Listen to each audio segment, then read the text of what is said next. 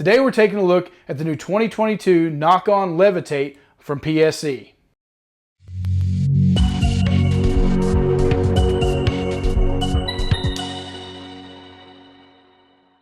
Welcome back to Mike's Archery's YouTube, and today we are taking a look at the 2022 lineup from PSE, and we've got the brand new Nock on Carbon Levitate from PSE, and this is a new addition above and beyond what PSE has had in their carbon riser lineup for the last few years. So this is building on that Mach 1 platform and giving a faster, different feel, different riser, completely redesigned for John Dudley's Nock on. Now these bows are still made in the USA, right down there in Tucson, Arizona, cranking out bows for us, and hopefully that's going to alleviate some of the supply chain issues that we've seen over the last couple of years keeping this stuff stateside. Now the specs on this bow are coming in at 348 feet per second. The axle to axle on it is 32 1/4, then the overall cam to cam length on this bow is 39 inches. It also comes to you with a brace height of 6 inches, keeping with that similar platform that they've had with the other carbon bows.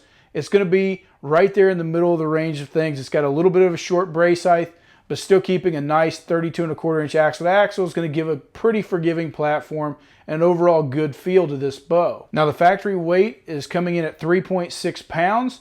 And we threw that on the scale and we showed it at 3.8 pounds. Now there was nothing really to remove from this bow to get that closer or down to that factory spec weight.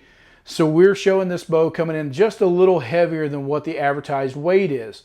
Now compared to the Mach 1 from past years, it was supposed to be a little heavier because of some of the redesign in the cams and the limbs and the limb pockets. It was only supposed to be 1/10 more than what the Mach 1 was coming in at.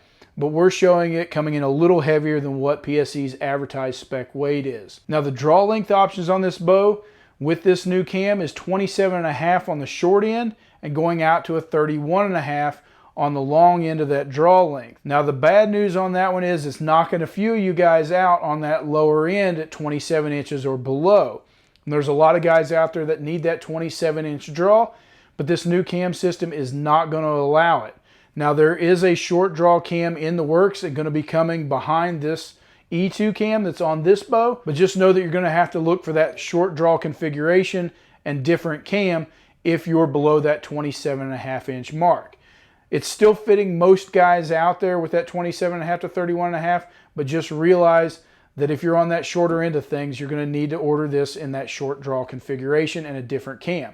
Now from what we've been told, that new cam on the short draw is keeping great performance, and that's why they did it that way. So that short draw is not going to lose any performance or speed just because you're losing draw length, which is normally you're going to lose extra speed as you get shorter in draw. They've built that performance back into that new cam that's coming. Now the bow is available in 3 weight options, and you can get this in a peak weight of 60, 70, or 80 pounds. So if you're that guy that's looking for the extra weight, and we've seen that over the last few years, guys leaning towards that heavier weight draw, you can get this in an 80 pound. It's still adjustable in 10-pound increments and you can take it down. So if you need this bow to be below 60, you can order this in a 60 and crank it down to that 50-pound mark. But if you need something lighter than that, it's just not available. Now the LETOFF is still working very similar to what the Evolve Cam was in the past. It's still got that rotating mod, and you can get that LETOFF adjustment with just a simple move of that screw at 80, 85, or 90% to make this bow the feel that you want it at full draw. Now some of the new things that they've built into this bow and have changed from the Evolve Cam is the new E2 cam. It is a wider cam configuration, so the overall cam is wider, and that is going to allow for more stability, efficiency, and accuracy out of this bow. In the process of widening those cams, they also widen the limb pockets and the limb stance on this more than they have in the past. That seems to be a trend that we've been seeing, of getting that wider stance on these bows, wider cams, everything to make a more stable platform, taking torque and cam lean issues out of these bows. They put a 5/8 inch bearing in this bow, larger than what they have used in the past. That's going to make a more durable bearing in this cam and just make it hold up to probably those higher weights that we're seeing, and also extreme uses, lots of shots. This bearing system is not going to wear out or rattle or buzz as we've seen in some of the other configurations in the past if you shoot a lot. It's just going to be more durable over time, and if you're a shooter that just pounds the targets day in and day out, this bow is going to stand up to it and hold up a whole lot longer and a whole lot better. The other thing they changed from the Mach 1 is the riser. That may look similar to what they've had in the past, but they've changed to a DFC or dead frequency carbon that they're building this riser out of. And that riser is actually, in the process of building it, is filled with a material. We don't know what that material is, but it's a proprietary material that takes the vibration and noise reduction in this riser. It's pretty amazing. It gives it a great feel and a different feel than what the other carbon risers have been in the past. The other thing that they changed on this bow is the lockdown cable rod. Now, in the past, PSE has had an issue with their cable rods being able to move and float, and you could adjust that cable torque on there, but you also risk the issue of it possibly coming loose with a lot of shooting and it rotating into your string path and the path of your fletching. They fixed that issue on the new Levitate and gave you a lockable system that mounts on the outside of the riser, alleviating that issue of it coming loose or moving. That's not going to happen anymore. They still stayed with the roller guard in that system, and that's been a very smooth system that allows through the draw cycle to give a nice feel.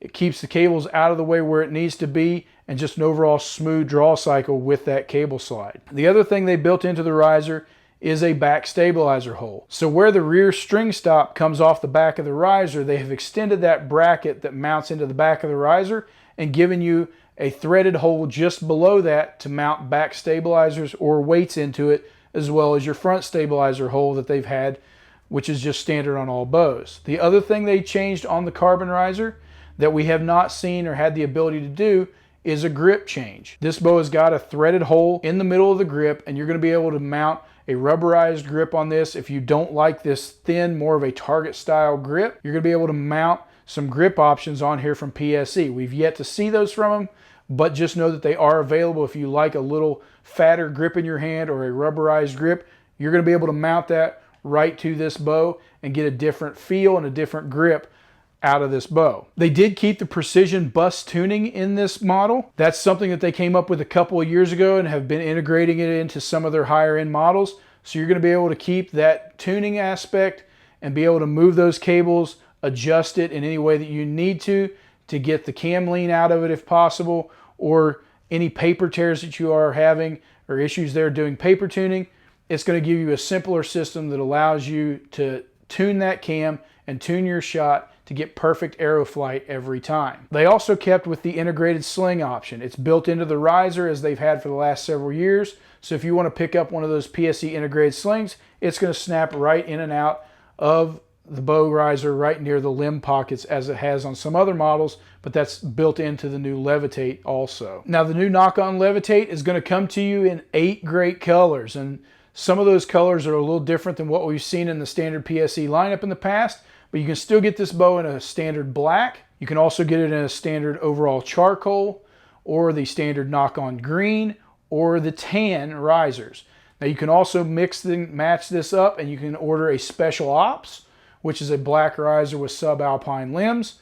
You can get the Nock-On green, which is going to be the green riser with subalpine limbs. You can also order this in Gunship, which is the model that we have here, which is the charcoal riser with subalpine limbs. Or you can get it in what's called the Sandman, which is your tan riser with subalpine limbs. So they're giving you some solid riser color options, mixing that up with the subalpine limb camo color, and just making a really nice offsetted color options that's going to look great, and you can pick whatever suits you to make this bow customized for yourself. Now the price point on this bow, they have stepped up. They have went a little higher than what we have seen anybody with a hunting model bow. We're getting near a target price on a lot of these hunting model bows, especially in the carbon risers, and this bow is coming into you at a retail of $18.99. With all the new technology and the changes in this bow, and still being a carbon riser and one of the lightest bows out there on the market, it justifies that higher price, and it is something that if you want to look at it, you're going to spend some extra money, but it is definitely getting up there in price, and it's not going to be for your everyday guy. From here, we're going to step over to the range. We're going to take a few shots out of this bow, and as always, we're going to be shooting this bow at 29 inches with a 400 grain arrow on 70 pounds and 90% let off. So we've stepped over here to the lane. We're going to take a few shots out of the new PSE Levitate, and as usual, we're going to be shooting this bow at 29 inch draw length 70 pounds. We are shooting this bow on 90% let off with a 400 grain arrow. So we'll see what kind of numbers this thing puts up and give you an idea of what the sound as well as the feel of this bow.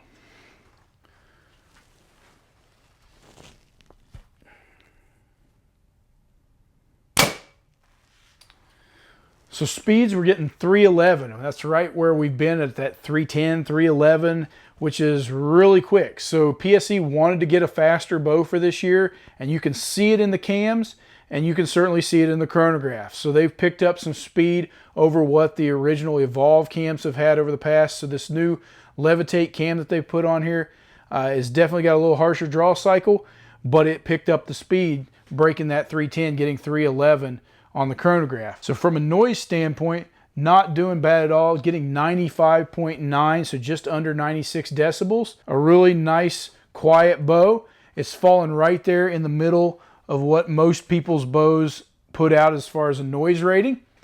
And since you're getting that extra speed out of this bow, still getting a fairly quiet bow is a nice addition to picking up that speed. Now what we did notice on the draw cycle of this bow, it is definitely stiffer than what we've seen in the past several years on an Evolve cam. You can feel it build, and what I've been told by the engineers, this holds peak weight 2 inches longer than an Evolve cam does, and that's where they're getting that extra speed. But not only can you see it in the aggressiveness of this cam, you can feel it. And as that build to that peak weight, you can feel trying to drop over and pull into it, it's going to be a little harsher than what it was on an Evolve. So it's not quite as smooth getting over that roll as what we've seen in the Evolve cam. And we've grown to love that Evolve cam and just the feel of it. And this bow is just a little more aggressive than what we've seen in the past and what we felt in the past. Personally, it's not quite as nice a feeling cam as what they've put out the last several years. But if you want to sacrifice that for the extra speed that you're going to get and the extra performance, maybe you've got a shorter draw length, you're going to see it out of this bow and you're going to get it. But just know that you're going to sacrifice a little bit of that draw cycle getting to that higher speed. Now the 90% let off, it still drops in there fairly nice. It doesn't come off a giant cliff, even though it does build up to a little higher on that draw curve.